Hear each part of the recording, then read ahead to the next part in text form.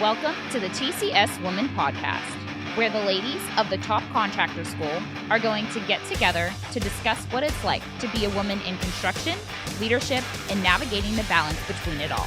Your host for the TCS WMN Podcast will be Carla Goldammer, who has been in construction for almost 30 years with D&J Site Construction.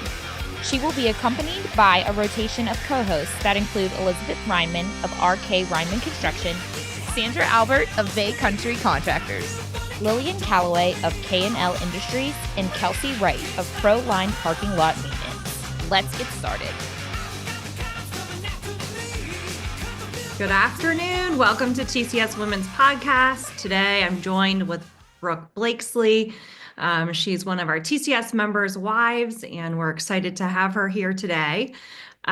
Brooke, you actually are on a podcast today during Women in Construction Week. So congratulations to you. Okay, I didn't know that. Yeah. So I'm going to introduce you. Again, Brooke Blakeslee, her and her husband own Apex Solutions. Apex Solutions is headquarters in Elk Grove, California. They specialize in constructing and maintaining wireless networks for cellular carriers, building owners, and government agencies. Their services encompass both outdoor and indoor wireless solutions, including tower construction, coverage testing, network troubleshooting, and enhancing cellular and two-way radio coverage within buildings. So that's awesome. It's a very important business. Not a lot that I know about. So I'm hoping that through your membership with TCS, I can start to understand more of the network side. I do know that I have terrible coverage in my building. Bay Country takes you back to 1980. And if you want to talk on your cell phone, if you ever know, I have to go outside because the coverage is terrible. So anyways, welcome to the podcast. Super excited to have you and to understand your role as a wife, as a mother, as an entrepreneur. I know that you've dabbled in and out of the business, so let's just get into it. Okay, thank you for having me. I'm excited to be here. Yeah. Tell me about what your journey has been of the wife of an entrepreneur. Okay, so it started in 2010. I was 8 months pregnant with our first son, and Kenny had been working. So he got into the business through his dad. His dad has always been in this business. So that's kind of how he fell into it. When he got out of the Navy, he started working for his dad, and then throughout the years worked for a couple different companies. And at the time he was working for a company, he came to me at 8 months pregnant and said, I would like to start my own business. And it was a shock because I was like, are you crazy? We just got a house. We have a baby on the way. You can't possibly be serious. But he had already done all of his homework, basically. He knew that he had to present me with some solid facts on what he was going to do and a plan and all of that before I even would say, Right. Okay, So at the time I was an oral surgery assistant. And so we decided that he would quit his job. I would keep mine until we got a little bit more stable in the business. So he started it in 2010, and then it was just out of our house. We had an office. We only had a few employees. We didn't have much. So we started very small. And then I would say a year or so into that, we just, were growing, and I was kind of doing both. I was working for the business and working outside the home. So I decided to quit my job at the oral surgery office, and we both just kind of dove in together. And then 2013 is when I had my second son. And we're both still in the business, trying to grow it. We were kind of in survival mode at that point. And then we were in an office in Natomas, so we used to live in Natomas. Then we moved, and we had an office there. Then we moved to Elk Grove, and we had an office here. And then we moved into a bigger office building. And it all felt like it was happening very fast. So by 2016, I think was when we finally realized, okay, we both can't keep doing this. One of us kind of has to step back and take the role of over the boys and the house and all of that. And then obviously he continued on to grow the business. So that's kind of when I stepped back and was home with the boys. You talking about coming home and your husband saying, hey, by the way, I'm thinking about starting my own business, and you being pregnant. I can only imagine the sheer panic that set into you. Like, Yeah. hi, we're having our first child. This is super exciting. Like, all the things that you think about planning for your children, and then your husband dropping this bomb on you. Walk us through that. What was that like for you? Honestly, I probably had a few choice words that I was thinking he was crazy. But he was serious, and he kind of had it all laid out as to what he wanted to do and what it looked like. And at the time I had been at my office for 9 years. So I felt very confident that I would always be safe in that job. And so that's what we decided to do. Was he quit his job working for that company, and then that's when we started Apex. And so we just started it out of our house, really, and then it just kind of grew from there. Yeah. Wow. So tell me, how do you and Kenny find a balance between business and family life? I think that's hard. I think like in the beginning, it was both of us in the business, and we were just trying to survive, trying to figure it out, learning as we went, making mistakes, things like that. And with trying to raise two small boys at the same time, it was difficult, and so I think by me stepping back, it made it easier, and it also made I can understand the amount of time that it takes to put into starting your own business and building your own business. So I think that kind of balance was not talked about per se, but was already kind of a foundation of what we knew we had to do, if that makes sense. So, Yeah. Yeah. Kenny has always been very good about, like, when he comes home from, even to this day, when he comes home from work, if we're eating dinner, there's no cell phones, he tries to be very present. And I mean, a nights he will get on his computer once the boys went to bed. So it was never that Yeah. he's home working and the kids are running around him. It was more like he put that aside, and then when the kids went to bed was when he would start working again. Yeah, I think that's something that every entrepreneur and their spouse struggle with, right? It's like, this is our income. This is our livelihood. We've invested every ounce of time and every dollar that we have into this business. But we also have these young, precious moments with our children that we can't get back. We can't buy it back. We can't rewind. Yeah. Yeah. So I think, not only are you growing through pains of starting a new business, but then you're also growing through pains of, this is our family, and how do we devote the time to spend time with our kids? How do we not miss our kids' Christmas program? But as an Yes. entrepreneur, like, I also have contracts to sign and construction meetings to attend, and maybe out of town clients that have come in that I have to entertain. Like, it's, Yeah. that whole balance is very difficult. And I think it takes a special person like yourself to understand that the sacrifices that he's making are for your family, and the sacrifices that you're making as a stay-at-home mom, not having your career, is also sacrificing. So I think that's important for, like, our listeners to know that, both of those avenues are super important, and that balance is something that you kind of always have to work through. Right. Yeah. And there is no safety net. It's you. You are the safety net, and so if you don't do it, no one is going to. And nothing reminded me more of that when Kenny and I decided to take our first kind of family of three vacation when Boston was, I don't know, 2 years old. Yeah. And we decided that we were going to drive to San Diego and LA, and we were going to go to Disneyland. And Kenny had set up, we had a small crew and a foreman, and he left that foreman in charge while we were gone. It was going to be, I don't know, maybe 3 or 4 days. So we get all packed up. You pack your life when you have a child, right? You have everything that you could possibly think of and not think of in the car. And we're halfway down to LA, and we get a call from one of the other guys that our foreman had gotten in a bar fight the night before and was in jail and was not able to take care of the business while we were gone. He was not able to be in charge. So that's when Kenny looked at me and said, we have to turn around and go back. And at first I was like, what?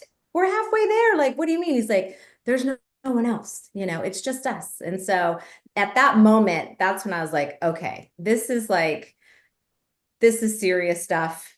It's us, it's only us. And this is the sacrifice that it's going to take. And so, yeah, we turned around and we never took that little vacation, and it sucked. Yeah. We were upset, but it was a learning experience too.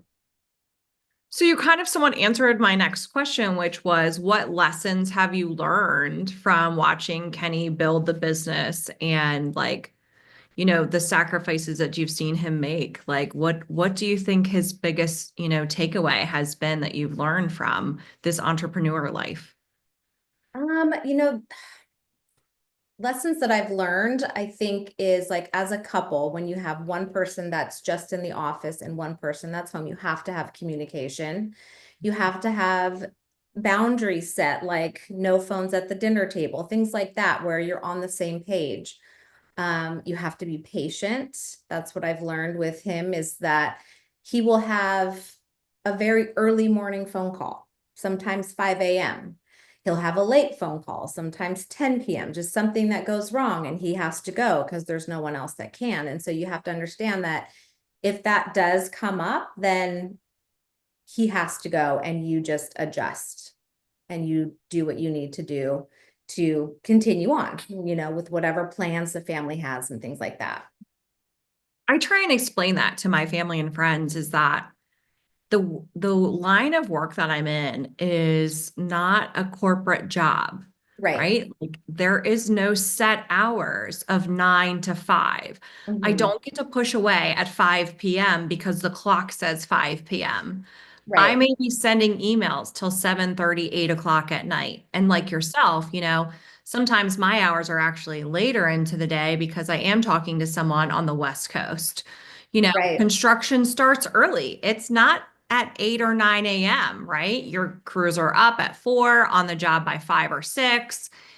So they're really long days. And I think sometimes that's hard for people to understand as an entrepreneur, that the limitations, there are none. It's just, the boundaries are hard to set because you're trying to be successful and set your business up for success, while also trying to maintain some kind of ordinary, lifestyle for you, your children, and your family. So yeah, it's,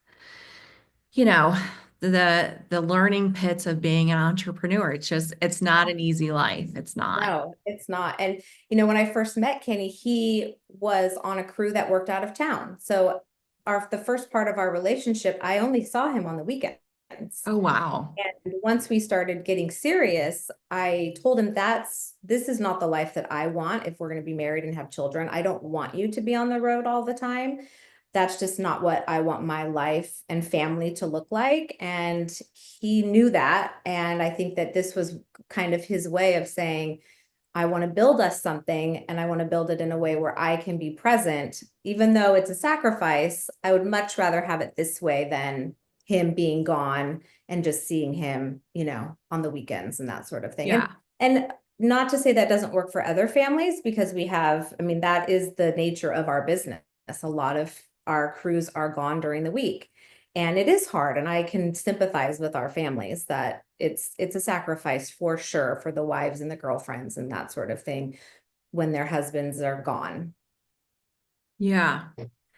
So you spoke earlier, you're a mom of 2 boys. Tell me about how as having an entrepreneur husband who isn't as home as frequently as maybe someone else who is in a corporate job, how did you juggle that? How did you juggle instilling values in them and raising them the way that you and Kenny wanted to, while still like kind of being a single mom, because you're picking up and dropping off at school, you're running to soccer practice, you're cooking dinner. Like, how do you think you found that balance? Well, honestly, Kenny is amazing at being there and showing up. And so even though when the boys were smaller, he had to work longer hours and I was home with them, they weren't necessarily in sports. Maybe they were in, a few things a couple times a week. But now that they're older and they're in competitive sports and it's more of a commitment, Kenny does everything he can to be at everything. I mean, there are days where he will leave at 4 a.m., come home at 5 and take Boston or Colton, either one of them, to practice for 2 hours. So he's literally home for 20 minutes and then he's taking one of the boys somewhere. So I feel like I'm lucky in that sense that he has always sacrificed, even if he's, talking on the phone on the way home from work and then on the way to practice, he's trying to do it all and he always shows up unless he's like out of town or something for a convention, whatever. He's there, and it doesn't matter. He will have his computer out at the ball field if he has to, so that's just the kind of guy he is. And so it hasn't been too much of me by myself necessarily, I mean, yes, during the day, I pick up, I drop off. If there's dentist or doctor's appointments, I do all of that stuff because he's at work. But anything that's after work or school, like practices, he'll make dinner if I'm gone at a practice. It just kind of depends. So he's always there, So I feel That's lucky when it comes to that aspect of it. Ladies, Kenny is married, so he's not open for any applications because he sounds like an amazing man, Brooke. You've got very blessed. How long have you guys been married? Oh my goodness, 16 years. And it's funny too, because he remembers and I always have to think about it. I'm not good with dates and he always remembers. And I'm like, what year were we married again? Feels like forever, That's awesome. Oh, well, so I mean, being a mom is a very important role for you. How do you find though time for yourself? Like, what do you do to carve out time for you and your responsibilities? So when they were younger, I definitely, like, if I wanted to go to the gym, I would go to a 5 a.m. class so that I was home before they woke up, that kind of thing. Other days it was working out while they were sleeping or taking them to appointments with me or, whatever needed to be done. They either came with me or maybe they stayed with my sister or my mom or somebody, but you just kind of make it work, and now that they're older and they're in school, that's kind of when I do everything that I need to do as far as like errands or appointments or things for the business I do while they're at school. And then when they come home, I'm free. Okay. So, in getting to know you, our audience doesn't know this, but I do know that you and Kenny and your business Apex Solutions are very much involved in your community. And one of the foundations that you're a part of is called Three Strands Global Foundation. And it's a nonprofit for our audience. It's a nonprofit organization that's dedicated to combating human trafficking and supporting survivors. Their mission focuses on prevention, education, and retention by providing awareness programs, training for educators, students, and job placement services for survivors. This organization works with schools, businesses, and communities to empower individuals with the knowledge and skills needed to identify and prevent human trafficking. They also partner with employees to create job opportunities for survivors and helping them rebuild their lives. So I know through this Three Strands Global, now everyone knows kind of what that is. Tell me about how you first got involved with this human trafficking organization. Okay, so in 2020, Kenny and I had taken the boys with a couple of friends to a winery during Valentine's, like the month of February. It was like a Valentine's event. And we didn't know who put it on. It was just advertised, come hang out. They'll have activities for kids, things like that. So we went, and then a lady stands up and she starts talking about her organization and what it is. And it was the Three Strands. And she shared a story about a family friend of hers whose daughter was trafficked. And it was such an eye-opening story that Kenny and I mean, it's like, that it happens, but it's almost like out of sight, out of mind. They say that it's, it lives in plain sight because it's all around us, but we don't see it. And so Kenny was really moved by the story. So was I. And so we had the prior year done a brew fest to kind of launch our business. Pulse is no longer. It was basically all the in-building stuff that we were doing. We at first had it under 2 umbrellas.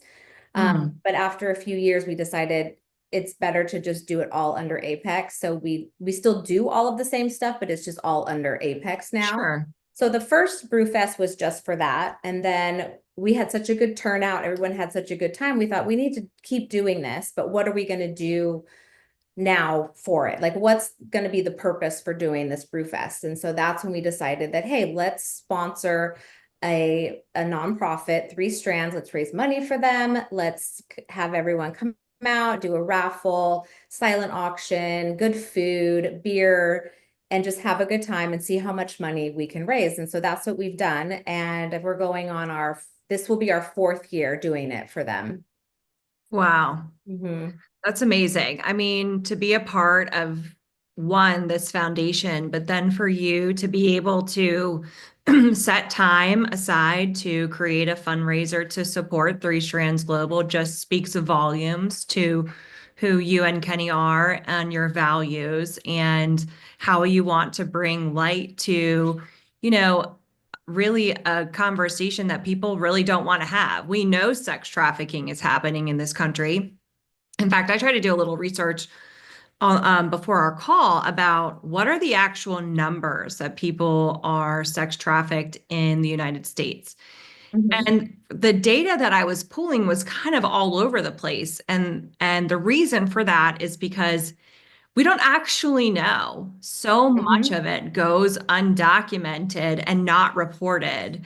Yes. But the numbers that they do think that are happening are astronomical. Tens of thousands of people right here in the United States. When you think of sex trafficking, I think a lot of people think of like foreign countries, like, oh, that's happening in this third world country. But no, it's actually happening here inside of our own towns, down at your local, shopping center. Women are being followed home. It's a real problem. And I don't know that a lot of people are talking about it. So I would say that, like, what impact do you think that Three Strands has made? Is it education? Is it, outreach? Like, where do you see this foundation and like what they've brought to this topic? So I think that their power is in education. And so the more people know what to look out for, what to do, things like that, then they will be more aware of what's happening around them. And so I think that through education, they also have survivors that now work for them that have told their stories. They do help victims kind of, recover and go back into society and that sort of thing. So one of the things that Kenny did once we met with Ashley, who is the founder, he wanted to build something that would benefit the wireless world. So we oftentimes work in remote areas. We work at places where, there's bus stops or, gas stations, things that are kind of out in the middle of nowhere. We stay at hotels, things like that. So he created this 30-minute video. It's a tape video. It's telecom against trafficking exploitation. And so everybody that comes on board at our office goes through this training. And it basically just tells you the myths that are out there, the signs to look for, what to do if something happens and you think or you're suspicious of something. And so it's very informative, and it just kind of gives the guys like, hey, if you're out there and you think you see something, don't just brush it off. It could possibly very well be something that you could help that person out. So I think for that, he has also pushed that video out to other local businesses that we work with. And so they have it on their onboarding process as well. And I think that that's been a really good thing that they've done. Wow. I mean, that's amazing that you are taking the time to educate your employees that literally could save lives. I mean, something so simple of just watching this video and being able to pay attention to your surroundings. And obviously, the surroundings that they're in are kind of favorable to be able to pick up people that are in sex trafficking. I think when people think of sex trafficking too, they're also thinking that it's happening, in a dark street, alley. But That's like what the movies kind of yeah, yeah. Yeah. Mm-hmm. And that it's not, the sex trafficking isn't just children, it's men and women of people of all ages. Mm-hmm. Yeah, it's really terrifying that something so dark can happen right in front of you. Oh yeah, I absolutely. did recently fly, and I saw signs in this local airport that had, if you are in trouble and you are being sex trafficked, there was, code words that you could use. There was a phone number that you could call. And these signs actually weren't just out in the hallways, like they were in the women's bathroom. Yeah, on the Behind stalls, on the inside. every stall. Yeah. Yeah. Mm-hmm. Yeah. Yeah.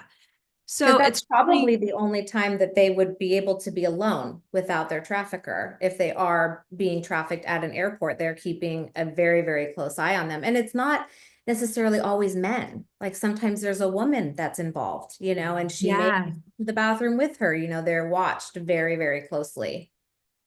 Yeah. Wow. I mean, so one, congratulations to you and Kenny for bringing, light to a situation that is obviously terrifying, but two, providing education, and three, like doing all the fundraising. This brew fest that you're talking about, a lot of work goes into fundraising. A lot of work goes into the planning, lining up the vendors, things like that. And you're also a very busy mom.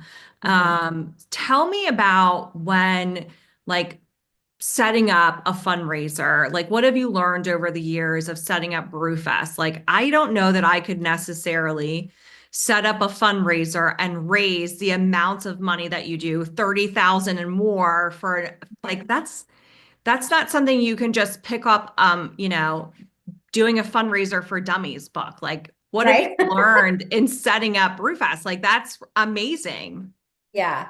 Well, one of the things we've learned is that you can't do it all by yourself. So we have an amazing event planner, and she helps us every year. It's the same girl every year. She's amazing. And so she knows, she has the foundation. She knows exactly what we like, what we want to do, what our goals are. And so when it's a few months out, maybe 5 or 6 months out, we meet like every other week, and we just kind of check in and figure out, we pick a new venue, and we pick new brewers that are going to come, and we pick new like food trucks or whatever we're going to do for food that year. And then as it gets closer, Danielle has everything very organized. And so she says, okay, I talked to this person at this time. Okay, what do you have? What do you have? And we have it all in the computer, and everybody's chiming in. And so it's a group effort. Not one person can do it. Now I'm involved in getting raffles and silent auction items. So that's kind of my side of it. But I mean, Kenny's assistant, Mary, will call me and say, hey, I talked to so-and-so today, and they want to donate something. And so I'll write it on my list. So it's a group effort. Everybody kind of helps, but I don't think we could do it without Danielle. And that's just the truth. She's amazing. So we can't take all the credit. She's the one that, in the day of even, is crazy. She's there from the very beginning to the very end. We're all there setting up. We're all there taking everything down, but it's a labor of love for sure. Wow. Well, we are coming to the end of our podcast, Brooke. I have one last final question for you, and that is, you and your husband have been a part of TCS for some time now. Obviously, now you've been on the TCS WMN Podcast. So my last question to you is, can you tell our audience like what TCS means to you, what it's brought to your life, what it's done for your business, just like a brief synopsis of really what TCS has, the value it's brought for you? I think for me, and this is kind of just even outside the business, is when we went to our first retreat, it was a family one. So I had the boys with me. And so I was only kind of half invested, right? Like Kenny was there and he went to everything. We just kind of went to certain things and we met everybody for the first time. And it was a great experience. But when Kenny and I went back, just the two of us this last time, and you had the event just for women, and I got a chance to really see how you guys view the business family as a whole unit. And I appreciated that because a lot of people still ask me like, oh, well, what do you do when Kenny is growing his business? And it's like, well, it's not his business, it's ours, and I think people forget that because I'm not physically in the office. And so I feel like you guys do a great job of validating every side of what it takes to have your own business. And I appreciated that. And then I got to know you guys more the second time I saw you. And now I'm excited for the next one and a lot of times we don't even talk about work. It's just, it's regular girl talk, so that's right. Nice. Yeah. Great. Well, Brooke, I really enjoyed you. I enjoy our conversations. I enjoy our time together at all the events. This is part of what TCS Women is. We're here to support, the actual business owners and their wives and spouses and significant others. And we really hope that TCS Women brings, a support group for you. And we are just so grateful to have you here and to share what you did with us today. We really appreciate you and all the work you and Kenny are doing to put a spotlight on human trafficking. So I just want to appreciate you and thank you for your time today. Thank you. Thank you for asking me. It was an honor. I was a little nervous, but I'm so glad I did it. You did great. Thank you. Welcome to the TCS WMN Podcast, where the ladies of the top contractor school are going to get together to discuss what it's like to be a woman in construction, leadership, and navigating the balance between it all. Your host for the TCS WMN Podcast will be Carla Goldammer, who has been in construction for almost 30 years with D&J Site Construction. She will be accompanied by a rotation of co-hosts that include Elizabeth Reinman of RK Reinman Construction, Sandra Albert of Bay Country Contractors, Lillian Calloway of K&L Industries, and Kelsey Wright of Pro Line Parking Lot Maintenance. Let's get started.